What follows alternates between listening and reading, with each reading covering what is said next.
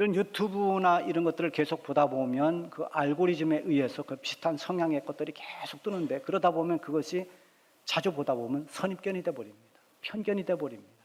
이것을 이용해서 가짜 정보, 가짜 뉴스를 계속 남발하다 보면 많은 사람들이 잘못된 편견에 빠지고 또 정확하지 않은 선입견에 빠질 수가 있습니다. 과거에 정보가 또 통신이 발달되지 않은 때에도 그 시대에는 그 확대의 범위가 좀 좁고 속도가 좀 느리기는 했지만, 마찬가지로 역시 이런 잘못된 편견이 어디에나 존재했습니다. 그래서 어느 지역 사람이냐, 어느 나라 사람이냐, 여기에서 따라서 입장도 달라졌습니다. 과거 로마 시대에는 로마인과 비로마인들 이렇게 구분했어요. 그래서 로마인들은 굉장히 고상하고 또 대우를 받아야 되고 뭔가 남다른 사람으로 이렇게 예우를 받았지만, 로마인이 아닌 사람들은 처형 방법도 달랐습니다. 그런가 하면 시골 사람과 도시 사람에 대한 여러 가지 선입견도 있었고, 또 출신에 따라서 또는 신분에 따라서의 편견은 더 말할 것도 없이 많았습니다. 예수님이 그리스도라, 선지자라 이렇게 말할 때 요한복음에 보면 그렇게 말합니다. 그리스도가 어찌 갈릴리에서 나올 수 있겠느냐, 갈릴리에서는 선지자가 나올 수 없다, 이런 말들이 있습니다. 말하자면 저 갈릴리 지역, 저 북쪽 지역은 다 촌사람들로 여겼어요. 시골 사람들, 무식한 사람들. 갈릴리 그 시골에서 어떻게 선지자가 나올 수 있겠느냐. 그래서 갈릴리 사는 그 주변에 사는 사람들을 다 무식하고 또 촌사람이고 열등한 사람들로 여겼습니다. 편견과 선입견이 강하면 강할수록 사실을 정확하게 볼 수 없는 맹점이 있습니다. 오늘 이 13절 말씀에 보면은 그들이 베드로와 요한이 담대하게 말함을 보고 그들은 본래 학문이 없는 범인으로 알았다가 이상히 여기며, 베드로와 요한에게 비춰진 모습이 굉장히 담대했습니다. 대제사장의 문중들이 다 모인 그 자리에서 웬만한 사람 같으면 그들 앞에 붙잡혀 왔다는 그것만으로도 이미 기가 죽고 두려워 떨 수밖에 없는 그런 상황에서 베드로와 요한은 조금도 주눅이 들지 않고 담대하게 모든 사람들에게 말하는 걸 보고 그들이 깜짝 놀랐습니다.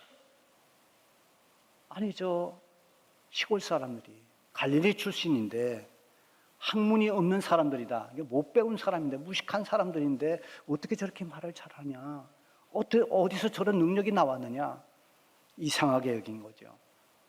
13절에 있는 담대하다는 이 말을 예전 성경에는 기탄 없이 그랬어요. 담대하게 말했다, 기탄 없이 말했다는 겁니다. 베드로와 요한이 최고의 권력자들 앞에서 막힘없이 복음을 전하고 예수님 증거하는 것을 보고, 어떻게 저렇게 할 수가 있느냐, 그들이 가지고 있던 평소의 그 선입견, 편견, 이것 때문에 그들이 하는 걸 보고 이상히 여길 수밖에 없었습니다. 거기다가 나면서부터 한 번도 일어서 보지 못했던, 그래서 사람들에게 구걸하고 살았던 한 사람을 예수 그리스도의 이름으로 일으켜 세우고 그가 걷기도 하고 뛰기도 하는 이런 놀라운 기적을 일으킨 걸 보면서 이제는 적지 않은 충격을 받은 겁니다. 그들이 평소에 예수님 제자들에 대한 편견이 참 심했습니다. 저 갈릴리 어부 출신이라고 하는 무식하다는 선입견 때문에 그들이 받은 충격은 더 컸던 거죠. 고침받은 사람이 증인처럼 베드로 옆에 서 있습니다. 더 이상 할 말이 없습니다. 나면서부터 앉아서 일어나 보지 못했던 그 환자가 지금 고침을 받고 건강해져서 옆에 서 있는 증인으로 서 있는데 어떻게 비난할 말이 무엇이 있습니까? 그 능력이 증명되었습니다. 그래서 가장 공권력을 행사할 수 있는 이 사내들인 공의회, 대제사장의 문중들을 포함해서 힘 있는 그 공회의원들, 이 사내들인 공의회의원은 70여 명으로 된, 지금 우리 어떤 제도로 말한다면 국회의원 비슷한 그런 직인데요. 그거보다 더 강력한 힘을 가지고 있었죠. 이들은 사법, 입법, 행정 이런 모든 권한을 다 사로잡는 이런 권력자들이죠. 이들이 이제 베드로와 요한을 밖으로 내보내고 잠시 자기들이 회의를 합니다. 이 사람들을 어떻게 하면 좋을까? 이들이 행한 능력은 이미 예루살렘 사람들이 거의 다 알고 있고, 그건 우리가 피할 수 없는 사실인데 이들을 어떻게 좀 우리가 처리하면 좋겠는가? 그 문제를 놓고 상의됐습니다. 그리고 내린 결론이 16절, 17절에 쭉 나와 있죠. 그래서 결국은 이들을 풀어주되 더 이상 이런 소문이 퍼지지 못하도록 이들을 위협을 해서 아주 엄중한 경고를 해서 다시는 예수의 이름으로 아무것도 말하거나 가르치지 않도록 그렇게 하고 내보내자, 이렇게 결론 내렸습니다. 이 결정을 한 후에 베드로와 요한을 불러놓고 경고합니다. 오늘은 이것으로 끝내지만은 앞으로 절대로 예수의 이름으로 말하지도 말고 예수의 이름으로는 가르치지도 말라, 그렇게 경고하고 이들을 풀어줍니다. 그런데 이 공회원들의 경고를 어기면은 목숨을 잃을 수도 있습니다. 그냥 공회를 빠져나가도록 해주는 것만 해도 감사해야 할 일인데, 그 대제사장의 문중들, 그 권력, 그 엄청난 권력을 가지고 있는 그 사람들 앞에서 베드로와 요한은 침묵하지 않고 그들에게 대답을 합니다. 베드로와 요한의 대답이 19절, 20절에 있죠. 베드로와 요한이 대답하여 이르되 하나님 앞에서 너희 말을 듣는 것이 하나님의 말씀을 듣는 것보다 옳은가 판단하여 보라. 우리는 보고 들은 것을 말하지 아니할 수 없다, 이렇게 대답합니다. 얼마나 대담합니까? 하늘을 찌를 듯한 그 권세를 가지고 있는 그 사내들인 공의원 앞에서 베드로와 요한은 거침없이 말을 하고 있습니다. 그들의 그 근엄하고 분노에 찬 얼굴을 보기만 해도 기가 죽어서 한마디도 할 수 없는 그런 상황에 이 베드로 요한은 달랐습니다. 그야말로 기탄 없이 말합니다. 너무 당당하고 담대한 모습으로 대답을 합니다. 그 이유는 무엇일까? 오늘 믿음을 가지고 그리스도인으로 살아가는 우리가 어떻게 하면 세상의 권력 앞에서도 또 어떤 세력 앞에서도 이렇게 담대할 수 있을까? 오늘 말씀 19절에 보면 한 단어를 찾아볼 수가 있는데요. 그건 하나님 앞에서라고 하는 단어입니다. 베드로와 요한이 대답하는 말 속에 하나님 앞에서 너희 말 듣는 것이 하나님 말씀 듣는 것보다 옳은가 판단해보라, 이렇게 말합니다. 그들은 언제나 하나님 앞에서라고 하는 신앙을 가지고 있었습니다. 우리는 지금 하나님 앞에 서 있다. 그들이 지금 눈에 보이는 것은 권력자들입니다. 그러나 이 베드로와 요한이 정말 주목하고 있는 것은, 의식하고 있는 것은 눈앞에 보이는 그 권세자들이 아니라 눈에 보이지 않지만 함께하고 계시는 하나님을 의식하고 있는 것입니다. 우리는 지금 하나님 앞에 있다. 하나님 앞에서 너희 말 듣는 것이 옳은지, 하나님 말씀 듣는 것이 옳은지 한번 판단해봐라. 하나님 앞에 있는 사람은 사람에 대한 두려움을 이겨냅니다. 하나님 앞에서라고 하는 이 믿음은 바로 오늘을 살아가는 우리가 가져야 할 믿음인 것입니다. 이 믿음은 하나님을 신뢰하고 하나님을 우선하는 믿음입니다. 믿음의 초점이 하나님께 온전히 맞춰져 있는 것입니다. 어떤 형편이 되고 어떤 상황이 돼도 하나님 앞에서를 인식하는 것입니다. 우리 성도가 하나님 앞에 있지 않고 사람 앞에서 사람의 말만 귀를 기울이면 언젠가는 반드시 실망하게 되고 또 후회하게 됩니다. 사도 바울이 이런 고백을 했습니다. 내가 이제 사람들에게 좋게 하랴, 하나님께 좋게 하랴. 사람들에게 기쁨을 구하랴. 내가 지금까지 사람들의 기쁨을 구하였다면 그리스도의 종이 아니니라. 내가 사람 좋게 하려고 사역하고 사람을 기쁘게 해드리려고 했다면 나는 그리스도의 종이 아니다. 나는 하나님을 기쁘게 해드리기 위해서 모든 걸 했다는 것입니다. 그러나 이 말을 우리가 오해해서는 안 됩니다. 사람에게는 막대하거나 사람에게는 좋게 할 필요가 없다는 말이 결코 아닙니다. 하나님은 사람들에게 사랑으로 또 친절로 이해로 격려로 이렇게 대하는 것을 하나님 원하시죠. 사람에게 친절한 것도 사람을 사랑하는 것도 그리고 순종하는 것도, 용서하거나 화해하는 것도 다 하나님이 원하시고 하나님이 기뻐하시는 것이기 때문에 흔쾌히 하는 것입니다. 하나님의 말씀이기 때문에 우리는 할 수 없지만 원수까지도 사랑해야 하는 부담을 우리는 갖는 것입니다. 중요한 것은 하나님이 초점이 되고 하나님이 중심이 되는 것입니다. 이게 하나님 앞에 섭니다. 무엇이든지 하나님이 우선인 것입니다. 제가 잠깐 시골 교회 나갈 때 새벽 기도를 밤에, 이날은 4시 반에 새벽 기도를 하면, 겨울에는 캄캄합니다. 4시에 집에서 출발하죠. 그 새벽 기도를 가면 이제 전사님이 사택에서 이렇게 나와서 만날 때가 있어요. 그러면 인사를 해도 인사를 안 받습니다. 쳐다도 안 봅니다. 그냥 성전으로 쏙 들어갑니다. 서운한 생각이 들었습니다. 뭔가 화가 나셨는가? 나한테 대해서 뭔가 오해하고 있는 게 있는가? 그래서 나중에 분위기 좋을 때 물어봤어요. 왜 전사님 새벽에 만나면 아는 척을 안 합니까? 그랬더니 웃으면서 아주 친절하게 말해줬어요. 나는 아침에 잠에서 깨서 일어나면 누구하고도 말하기 전에, 다시 말하면 하나님 앞에 나가서 하나님께 말씀드리고 하나님께 기도하기 전에는 사람하고 말을 안 합니다. 아, 그래서 그랬구나. 우리 다 이해했습니다. 우리 청년들도 다 그걸 들었어요. 그러다 보니까 또 보고 배운 대로 한다고 새벽에는 사람을 만나도 안 쳐다봤습니다. 그게 잠재의식 속에 있었어요. 근데 이제 제가 나중에 이렇게 보니까 그건 그분만이 하나님을 우선으로 한다는 자기의 신앙생활에, 아침에 눈을 뜨면 먼저 기도하고 사람과 대화한다, 이게 자기의 신앙생활의 루틴이죠. 꼭 그렇게 할 필요는 없습니다. 여러분 새벽에 만나면 모르는 척하고 그러면 안 됩니다. 인사하셔도 됩니다.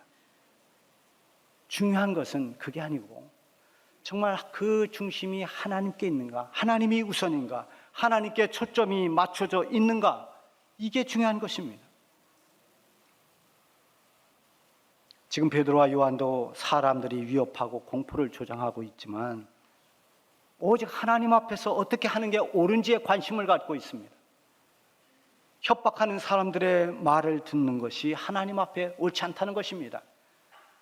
사람이 협박한다고 그것 때문에 하나님께서 주신 사명을 우리가 중단할 수 없다는 겁니다. 이 권세자들이 우리에게 이렇게 경고했다고 해서 우리가 예수의 이름을 말하지도 않고 가르치지도 않을 수가 없다는 것입니다. 우리가 주님의 일을 하다 보면 사람 말 때문에 시험 드는 경우가 있습니다.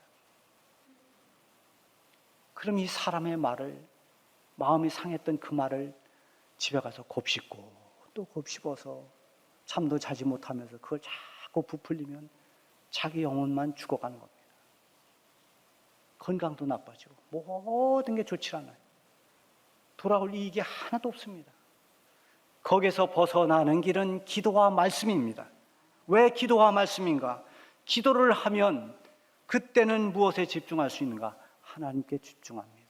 기도의 대상이 하나님이시죠. 그러면서 하나님의 뜻이 무엇인가? 왜 나에게 이런 시험이 왔을까? 하나님이 나를 어떻게 단련시키는가? 이런 좀 넓게 보고 하나님께서 주시는 그런 음성을 듣게 돼요. 하나님의 말씀을 읽을 때 그 말씀이 마치 하나님이 나에게 말씀하시는 음성처럼 들려오면서 그 말씀이 모든 문제를 해결하는 경우가 얼마나 많습니까? 그래서 우리는 살아있는 말씀이라고 말하는 것입니다. 여러분, 그래서 성경을 자꾸 읽어야 됩니다. 힘들수록, 어려울수록, 답답할수록, 시험이 있을수록 말씀과 가까이 해야 됩니다. 그 말씀을 통해서 하나님의 선하신 뜻이 이런 어려움을 통해서, 이런 시험을 통해서 나를 단련하고 나를 훈련시키고 나를 좀 더 성숙한 믿음의 사람으로 세워주시는 하나님의 손길이구나, 이런 응답을 받았다면 그거 해결하는 데는 간단합니다. 그런 일들을 좀 넓게 봅니다. 그런 능력이 생겨나는 것입니다. 사도들은 사람의 말보다 하나님 말씀에 집중하면서 자기들이 해야 할 전도의 사명, 복음의 증인으로서 할 일을 담대하게 실천했습니다. 하나님 앞에서 할 일을 한 것입니다. 여러분, 두려울 때, 낙심이 될 때, 시험이나 환난이 왔을 때 하나님 앞에 서 있기를 바랍니다. 사도들의 담대함의 비결은 하나님 앞에 서라는 믿음의 자세 때문입니다. 하나님 앞에서 하나님의 뜻을 순종하려는 사람이 모든 갈등을 극복할 수 있고 두려움을 이겨내는 담대한 믿음의 사람이 되는 것입니다. 또한 사도들이 담대할 수 있었던 이유는 확신에 찬 믿음 때문입니다. 20절에 보면 우리가 보고 들은 것을 말하지 아니할 수 없다 하니, 사도들이 보고 들은 것은 예수님으로부터 직접 들었습니다. 예수님을 직접 보았습니다. 가짜 뉴스나 떠도는 소문을 들은 것이 아닙니다. 예수님을 통해서 하나님 나라를 들었고 복음을 들었습니다. 예수님께서 행하시는 놀라운 능력과 기적들을 친히 보았습니다. 예수님이 십자가를 지시는 것을 보았습니다. 그렇게 죽으시고 부활하시고 승천하시는 모든 과정을 제자들은 보았습니다. 그렇기 때문에 이 사도들은 예수님에 대한 믿음이 조금도 이제는 흔들리지 않습니다. 확신에 차 있습니다. 확신이 없으면 주저주저합니다. 머뭇거립니다. 형편에 따라서 달라집니다. 확신이 없는데 누군가 위협하면 포기합니다. 형편이 나빠지면 방향을 바꾸기도 합니다. 확신이 없는 믿음은 흔들립니다. 확신이 있으면 담대해집니다. 엘리야 선지자가 바알 선지자들과 누가 참 하나님인가를 대결하는 그 대결을 갈멜산에서 하는데, 그때 그 결과를 지켜보기 위해서 바알 숭배와 하나님을 동시에 섬기던 이 백성들이 쭉 몰려들었습니다. 그들을 향해서 이 엘리야 선지자가 이렇게 외칩니다. 너희가 어느 때까지 두 사이에서 머뭇머뭇거리느냐? 여호와가 만일 하나님이면 그를 쫓고 바알이 만일 하나님이면 그를 쫓을지니라. 바알이냐 하나님이냐 분명히 하라는 것입니다. 확신이 없으니까 두 사이에서 머뭇거리고 재는 것입니다. 야, 하나님을 믿는 게 이게 맞는 건가? 아니면 풍요의 신이라고 하는 바알을 섬겨야 되는가? 확신이 없으니까 나오는 거죠. 하나님을 믿으면서도 연초가 되면 점쟁이한테 점 보러 가고 이런 모습들, 미신의 행태를 벗어나지 못하는 것은 확신이 없기 때문입니다.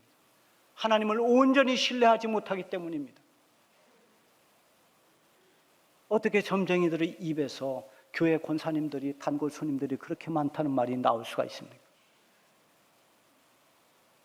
그렇게 해서는 안 됩니다. 하나님을 믿는 사람들이 귀신을 함께 섬길 수 없습니다. 내가 믿는 하나님에 대한 확신이 있으면 오직 하나님만 의지합니다. 복음에 대한 확신이 있고 구원의 확신이 있으면 죽음 앞에서도 지옥을 두려워하지 않습니다. 그래서 담대한 것입니다. 얼마 전에 선배 목사님 그런 얘기를 하더라고요.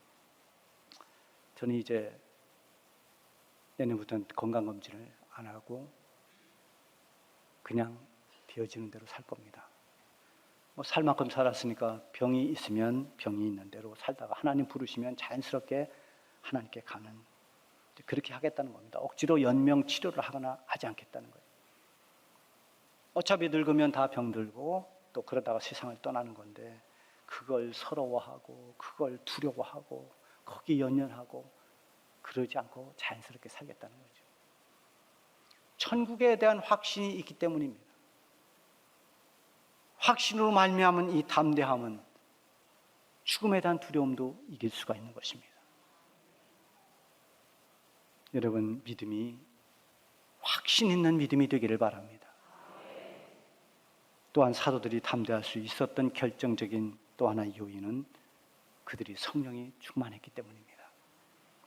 협박과 경고를 받고 풀려난 이 사도들이 동료들에게 가서 이 사실을 알립니다. 그리고 함께 기도합니다. 그 기도하는 내용이 오늘 본문 뒤에 나옵니다.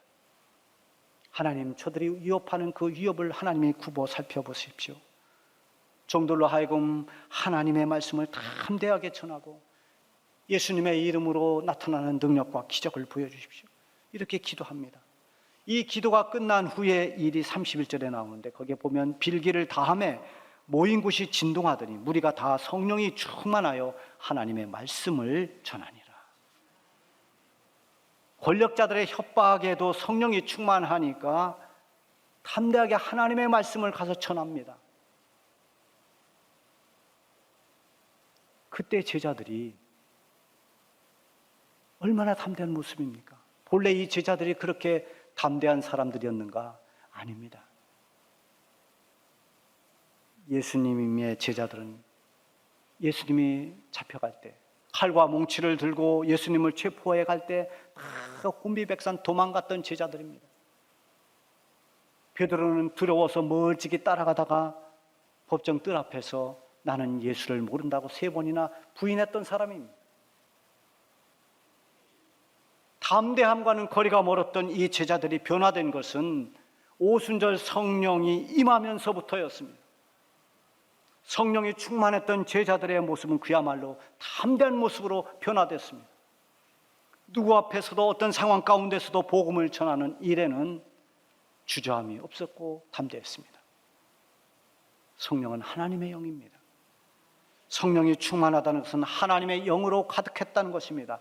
하나님의 은혜로 채워지고 하나님의 능력을 힘입고 성령 하나님의 인도하심과 하나님의 다스림을 받는다는 것입니다. 이게 성령 충만입니다.